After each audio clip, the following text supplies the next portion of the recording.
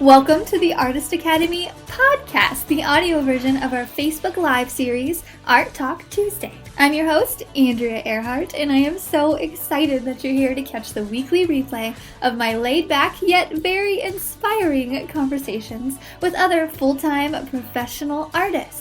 The purpose of this series is to show aspiring artists like you that it is completely possible to make a great career out of this art thing. And if you ever want to join us live and have your questions answered in real time by myself or featured guests, then just hop over to facebook.com/groups/Artist Academy every Tuesday at 8 p.m. Central Standard Time. I'll see you there.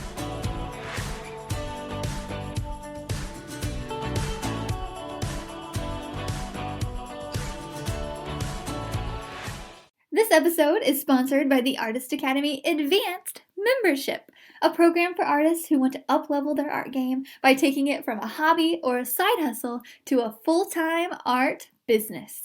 I've been a professional artist for over 5 years with paintings in several different countries and a client list that includes high-profile companies such as Bass Pro, O'Reilly's, Duck Commander, and many, many more. So I figured out what it takes to build an art business, and now my heart is set on teaching aspiring artists like you to do the same. Go to advancedmember.com, that's advancedmember.com to learn more. Hola, Artist Academy members, advanced members, aspiring artists, everybody out there listening to this podcast who needs a little bit of motivation. That's why I'm here. I want to be in your ears while you're painting to help you just be motivated and learn a couple tips and tricks so that you can be a full-time working artist. That's why we're here, right? You want to learn more, and I'm here to teach you. So this one, I wanted to just sit down really quick, and I feel like that's how all my solo podcasts start. It's like, hey, I just want to sit down really quick and record this, and that's basically it. That's really every time I'm like, I have this thought, and I'm like, I just need to get it out because I think you could benefit from it. And today's subject is how I've been landing these big job opportunities. And because a lot of the times when I'm seeing successful people out there doing it, I'm like, but how did they get that? You know, like, how did they land that big brand deal? Or how did they how? I want to know how. That way I can do it. And I sat back and I listed out some of my big job opportunities, and I'm going to share them with you. And so one being Bass Pro, one being Duck Dynasty, you know, that TV series. I did a painting for them down in Louisiana last year. Painting Wings Around the World. You might already know this already on that one. I might have shared that one before. Another one. So this all kind of stemmed because I just did this live painting gig for the Dickerson Park Zoo. They had their annual fundraiser.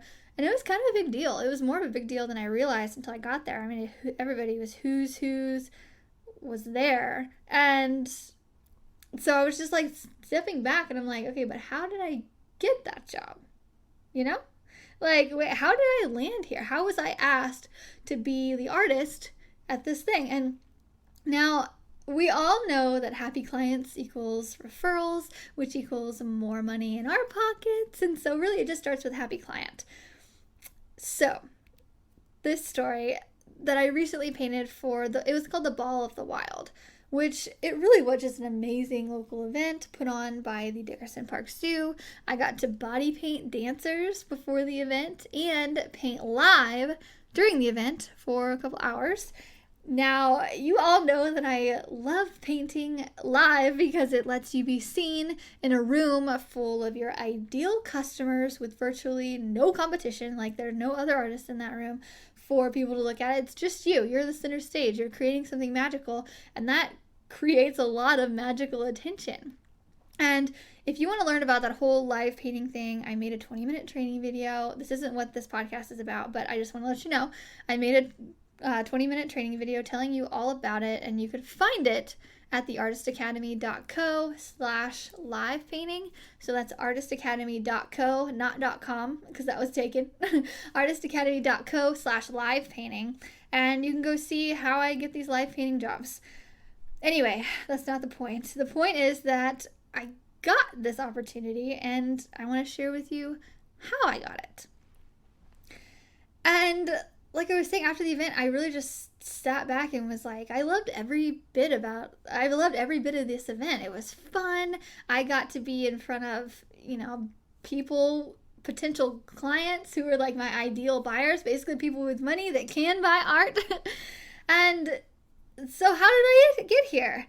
And I really traced back my footsteps, my connections, and everything that led up to this exact job. How did I get here? And it's really funny because just sitting back to think about it, it all stemmed from doing one job for one guy. And the job wasn't even that profitable or that exciting, to be honest. But I completed it well and with a smile on my face. And that guy recommended me to the Dickerson Park Zoo, which led me to live painting at their biggest event of the year. And to tell you a little bit more about this project that I did for this guy before it all, basically this photographer in town, a very good photographer, he had seen some of my work online on social media and asked if I would paint his son's room. It was really a really basic design that he wanted on his wall. It was like 3 colors, a couple zigzag patterns, pretty simple. It wasn't a big exciting mural. It wasn't like street art wings or anything that I could make into a print. Like, it wasn't anything that I could really gain from doing that job other than just doing it that day. And it was a simple wall design. Like, it wasn't very exciting. I don't know. But I wasn't super busy at the time. So when he reached out, I was like, yeah, sure, I'll paint for you. It wasn't that profitable either, to be honest. It was, but it wasn't. I priced it myself, but I could have gone higher. That's what I'm saying. So I came over midday and I just got the job done for him. It took about half a day. And thinking of it back now, I remember I got it all done, and then he requested a few changes at the very end. Like, I was basically cleaned up, ready to walk out the door, and he's like, oh, can we just add this here? Like, my wife, blah, blah, blah, blah, blah. And I was like, yeah, sure, no big deal. And so I kept a smile on my face. It's the point I want to get across. But that little bitty little job, I remember we were just talking right afterwards, and he's like, yeah, like I'm a photographer for the Dickerson Park Zoo. You should do some art there. I was like, yes, I should. And so he hooked me up with one of the lead people over there, and I literally went over there like within a couple weeks and had a meeting with them, and then did some touch-up work around the zoo, like did all this stuff. And later I was asked to do their annual fundraiser, and it was a way bigger deal than anything I had done with them before. And also, one side story, painting for the zoo, so they this is a little off topic, but kind of on topic because we're talking about the zoo, but just a funny story. They paint the inside of the animals' cages, right? Like, if you've been to the zoo, you see, like, it looks like they're in a forest scene, even though they're in, like, a concrete little cage, and it's kind of sad, but anyway. And so they paint like a forest scene on some of the stuff, and so they had done that several years prior. Someone else did, and that someone else wasn't painting anymore, so I don't know, they didn't have contact with them, I don't know, so then they needed someone to touch it up. I was like, no problem, gave them a really good rate because the zoo's a nonprofit. And I went over there, and they're like, oh yeah, we have this it wasn't an anaconda, or was it? Oh man, my memory is not so great, but it was a giant snake. And I'll have to reshare that on my Instagram or something, but it was giant. Like, so most of the animals, they will take out of the cage when I go paint for them. But I don't want to say boa. No, it was huge. I'd say 10-foot long snake. And so we go in, and they're like, I kid you not, they're like, so this is feeding week, so she might be a little bit more active. And they said it in such a calm way, and I was like, what? No, I am not a snake person, not a spider person, not any of it. But I went in there, I was like, are you sure? Like, you sure it's going to be fine? Like, yeah, just stay away from her head. So I went in this, like, it was like a 12-foot by 5-foot space that this 10-foot snake was in. And there just needed some touch-ups on the walls. I have never painted so fast in my life. So I go in there, and they move her head around so that her head's facing him. And I crawl in, or I walk in, and I have to go around her to the other side of the cage. So, just to paint the picture for you, the spot that needed to be painted was on the other side, and then the snake was there, and then there was the door. So, I mean, I was just like, okay, yeah, I've never painted so fast in my life, like I said. Yeah. It was great. Anyway, so yeah, got all of that done. And yeah.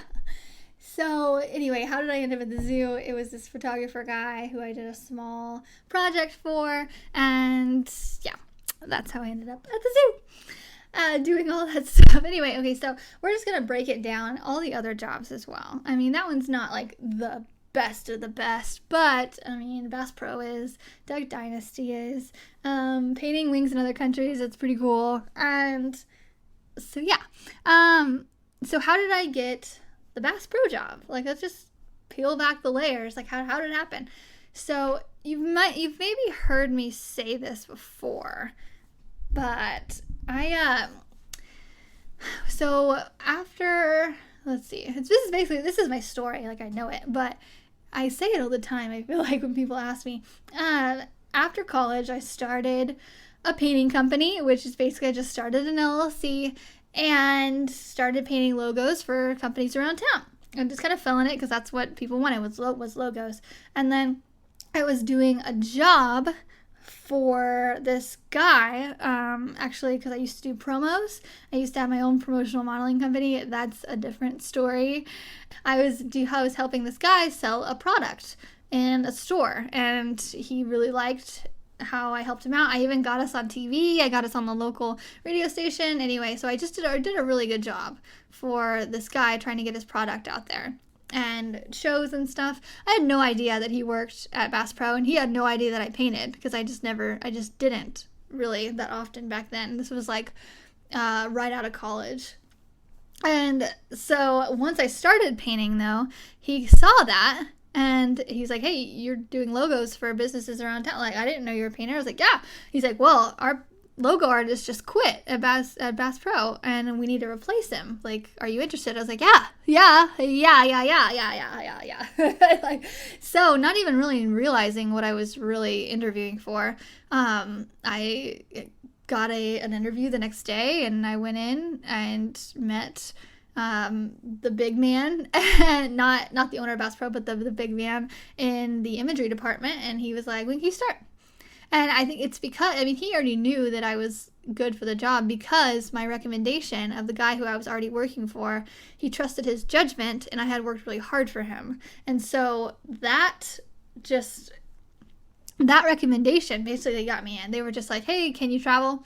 Can you paint? Okay, great. There we go. I was like, okay, I got the job. And then I was a full-time artist from then on out. And I learned a ton working for Bass Pro, just alongside all of these amazing artists for a couple years, full-time, working 60 hours a week. I mean, anybody's going to get really good at painting. And so that's what I would tell people. I feel like, how did you get really good at painting? I was like, well, I practiced for 60 hours a week for several years. So, and I got paid to do it, which is really, I got so lucky to find that job in that exact perfect time of life. But also I was putting myself out there, and meeting people. So what these first two stories have in common are just getting out there and doing jobs, even if it's not your most favorite thing, getting out there, networking, and meeting people. That's how I found the first two jobs. And I mean, the Bass Pro one was a significant part of my development and of my artist career. Like, I'm so thankful to have, but I was also a really hard worker. Like, my mom's a hard worker, my dad, and they raised me to be so. And so people can see that. And so even if it's not a super well paid job, and I'm not saying I've been perfect, because there's definitely jobs in the past where I've slacked off quite a bit, and I was like, I'm gonna work for myself. Like, had that mentality. But looking back, I'm like, oh man, I probably like slightly burned a bridge on someone that I knew back then who I didn't do a really good job for, because I just wanted to work for myself, you know. That I was like, oh, that's kind of a little regret, but everything's fine. Anyway, so the first two are just meeting people, getting out there. I think it's a little bit of luck, and I think it's a lot of putting yourself out there and just taking an opportunity when it's presented to you and running with it. I think my favorite quote is, luck is what happens when opportunity meets preparation. Yeah, I'm pretty sure that's how it is. And because people would always say, you're so lucky to have gotten that Bass Pro job. And while I knew deep down that my determination, I could make it without them. They made it a lot easier. And I'm not saying I would have ever not wanted to do that, but I knew that it wasn't just luck. And after Bass Pro, after they weren't super busy, I was determined, just in a little, almost a spiteful way, to prove to everyone who said that it was, oh, she's just lucky she got that. That's oh, Bass Pro's keeping you busy, that's why you're a full-time artist. I'm like, no, I can do this on my own. And so I knew the day was coming because Bass Pro, just like construction, there's feast and famine. They build a lot, and then you don't build a lot, and then you build a lot again. And so, they could build a lot here in a couple years, and it flexes, is what I'm saying. And so I knew several years ago, when I was working full-time there, or contracted full-time, that it was about to not be super busy. And so I made a website. After working 60-hour weeks at night, I would come to my hotel room and I would make a website, and I would make an about page, and I would upload photos of my art onto my website. And so I was just preparing. I'm a preparer. I'm a planner of everything. And I was preparing for that day when I would have to go out and get business on my own. So anyway, okay, let's move on. Let's move on now. Okay, how did I get the Duck Dynasty job? So about a year ago, it was almost a year ago from now, so last summer, I painted a big mural for the Duck Commander brand down in Louisiana at their headquarters, where on the show they make duck calls. They don't actually make the duck calls there anymore, but it's very much like a tourist destination. Tourists come in there all the time, and what was happening was they were making that place a tour. So they have a gift shop there where they used to make the duck calls, and now they made it a tour, and the tour needed a mural on the outside that said Duck Commander, the tour. And if let's see, it's on my website somewhere, but it was a big mural. So they wanted something that was 30 feet by 10 feet. It was pretty big, and with lettering and all that. And so what happened was, one of my followers from back home, actually, from Wheatland, Missouri, or he might have been from a neighboring town, but right in there, he follows them on Instagram, and he saw that post that they made needing artists, and he sent it to me, and he tagged me in it. And I was like, oh, wow, thank you. And so I sent him a message right away. They had just posted it an hour ago, and I sent it right then. And I was like, hi, I paint for Bass Pro Shops. I think this is the same kind of genre. I would love to know more about your project. And they messaged me back, and I was like, oh my gosh, this is so cool. Pinch me. This isn't real. Yes, it is. Oh my gosh. I was freaking out. And so yeah, but that's kind of an odd one though, because so one of the things though, so I told them that I had painted for Bass Pro, and I think let's see, I think that sorry, I got distracted really quick. Someone text me. Anyway, okay, so I contribute a lot of that job to Instagram, obviously.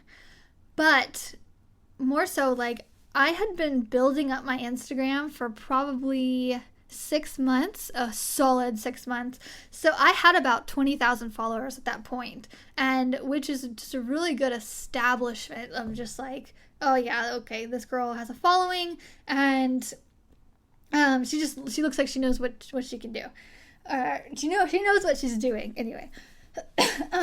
So they, like, I messaged them, they could take one look at my Instagram, see the good photos, see all of that, and be like, okay, like that put me in the running. Also, me saying that I painted for Bass Pro, that helped a lot too. But yeah, so I think, like, Instagram, that's how I got that. It was Instagram. And so a lot of people are like, well, you don't make money off Instagram. And I'm like, I've made a ton off of Instagram. If you count that, I mean, that job it wasn't cheap. Like, people like that, they know they want high quality and they don't mind paying for it. They have the budget for it. And in this case they did, and it ended up being a job to where we painted the outside, and then they wanted stuff on the inside, and I brought my painter friend Emily down there because I couldn't finish it all in one bit. And so Instagram was that. And so when people are like, when you don't know if you, or when you're like, oh, why am I posting? Like, just think, all it takes is that one job, to really have it all pay off. And then to add on to that, so there's this really big job in Branson, Missouri. You guys might know where that is. It's like 30 minutes away from Springfield. It's really close. And I got a big contract in Branson, Missouri last year. We painted trains and we painted aliens and cowboys in this like golf area. Like, it was a pretty big job. It was like a month-long job that paid really well. And Instagram was how I got that one as well. And so with Duck Dynasty and that job, like, Instagram was where it's at. Like, then what happened was, this guy, he was looking for muralists. He was from St. Louis, and he was looking for muralists down in the Branson area, and he searched, and I was really one of the only ones that came up. And then he saw my Instagram of, at that time, 30,000 followers, and he told me, like, when we were meeting, he's like, he saw mine, he was like, you immediately stepped out in front of all the other competition. He's like, I didn't really see a whole lot of other artists, but I really just kind of stopped looking after I saw your Instagram, because what he saw in that too was promotion. Because he knew that when I was posting all these photos, like, of working on the project, like, people who were around there would follow, and they would see it, and they would go to the business. And I told him, I was like, yeah, I do have a lot of local followers as well. It's not just like foreign men or people in China or like, and so a lot of it's Springfield local. And he's like, well, I want that. Like, he's like, that automatically puts you in front of every other artist that I found because of your following and because it has the promotional aspect. I was like, yeah, no problem. We'll post photos as we're painting and help you promote. So Instagram is how I got that one as well. Crazy. And now we're actually about to go to, probably about the time this airs, we're about to go and do another project for the same company, just a different building in Branson. And so, I mean, thousands of dollars have been made off of this one because I look good on Instagram.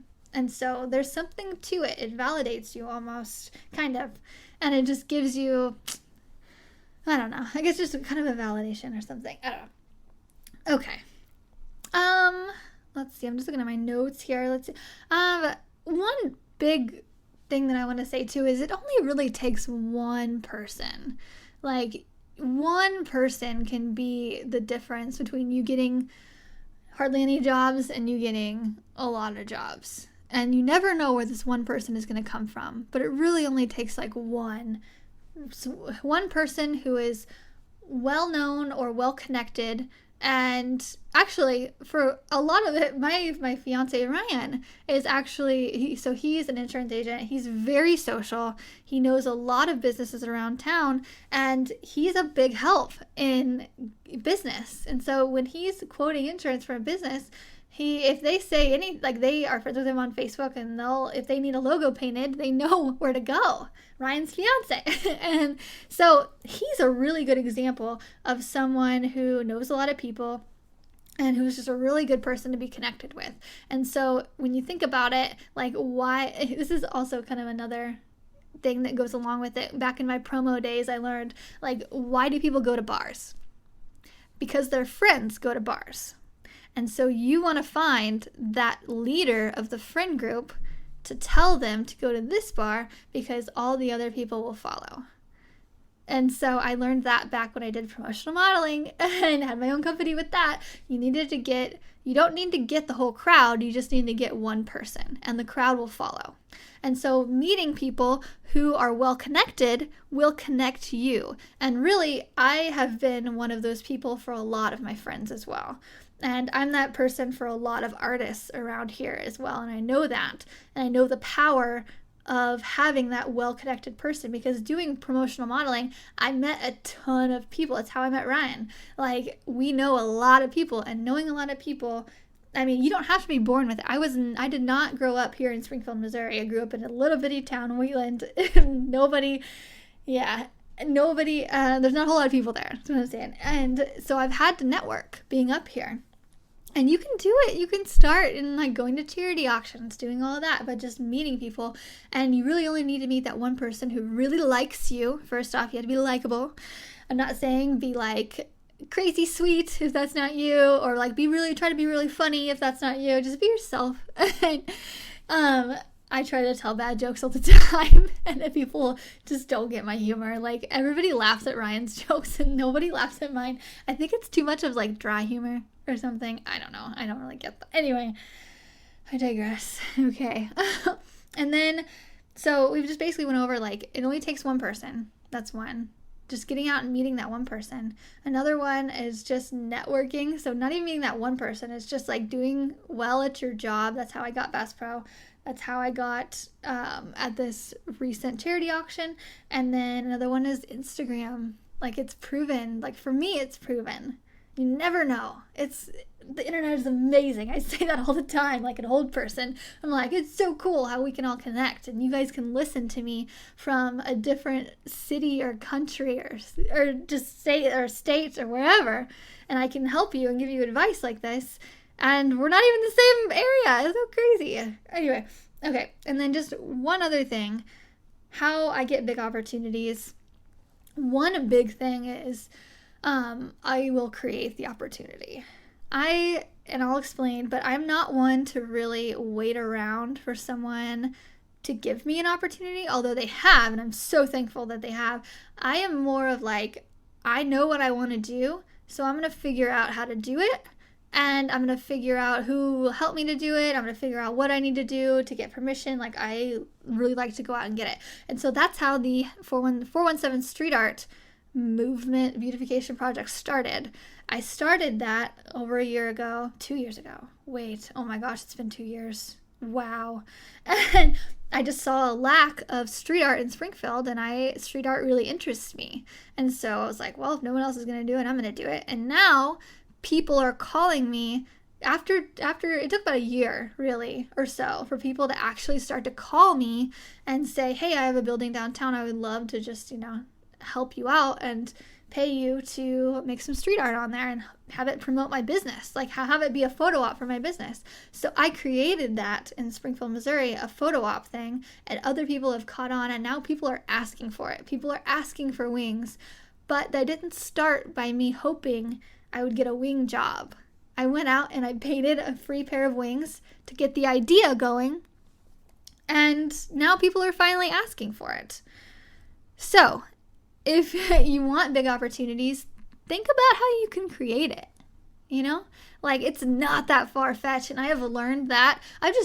From a very shy girl myself growing up, it fascinates me what you can get if you just ask for it, and if you just put yourself out there. It literally just fascinates me. I've started a couple businesses and just done more things than I've really realized were possible, which really opens my eyes up to anything is possible, and I want to pass that belief on to you because it so is. And not to be super like foo-foo-y inspirational, but I truly believe that, and that's the last bit I want to say about it. So, and yeah, now I paint different wings in different countries. A lot of that is I'm still like asking them, hey, can I do this? And they're like, yeah, sure. I have a goal that I'm going to be paid to paint in at least 20 other countries in the next like maybe 5 years, something like that. That's another goal of mine. You'll hear me talking about goals all the time. Anyway, because I really believe in them. It's set a goal, gets things moving, figure out how to do it. That's what we're doing in the 4th quarter success plan right now, is we set goals. That's the first step.